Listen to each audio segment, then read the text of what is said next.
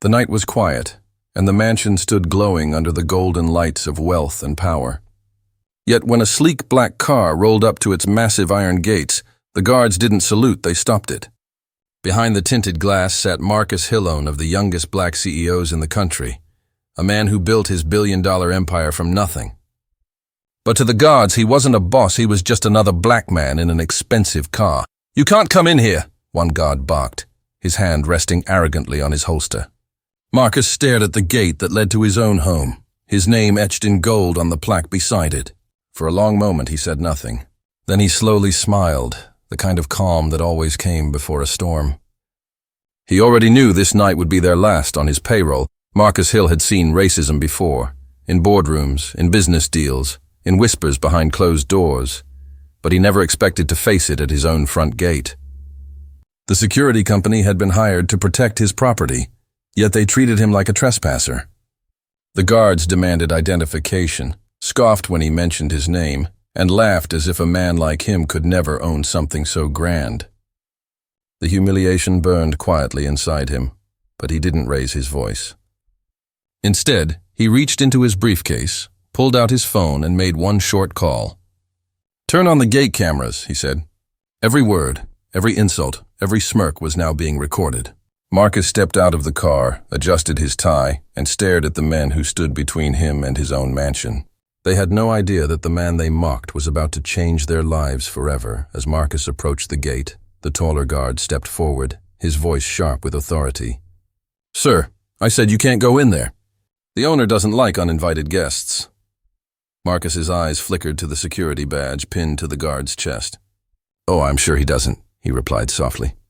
"But I think tonight he'll make an exception," the guard scoffed, crossing his arms. "What's that supposed to mean?" Marcus didn't answer. Instead, he looked at his phone screen. Within seconds, a sleek black SUV pulled up behind him. His personal assistant, Sarah, stepped out with two corporate lawyers in suits. "Mr. Hill," she said firmly, "the company board is waiting for you on the call." The guards exchanged confused looks. "Mr. Hill?" one whispered, realization dawning far too late. Marcus turned to them slowly. "Yes," he said calmly. "Marcus Hill. The man you just refused to let into his own house." The color drained from their faces.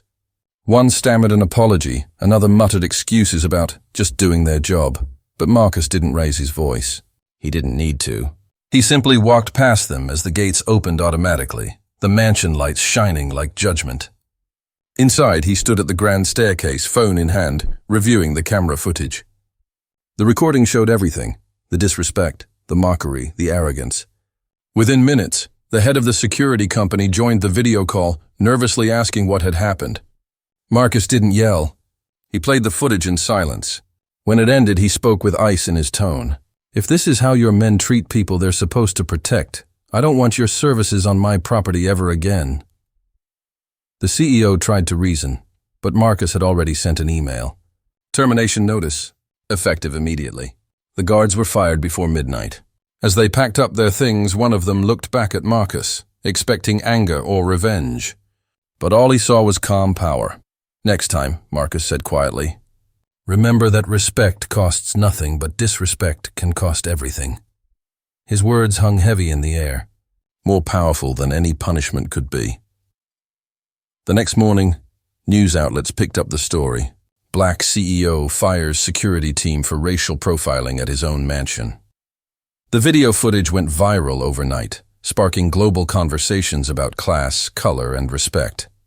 Marcus didn't seek attention, but his silence spoke louder than any speech. He replaced the security team with one trained in cultural awareness and empathy, proving that leadership isn't about wealth, it's about dignity. Weeks later, when he walked through those same gates, every guard stood tall, respectful, and proud to serve. Marcus looked up at the house he once built from dreams and pain and smiled faintly. He didn't just protect his mansion that night, he protected the principle that no one, no matter how successful, should ever have to prove they belong in their own home.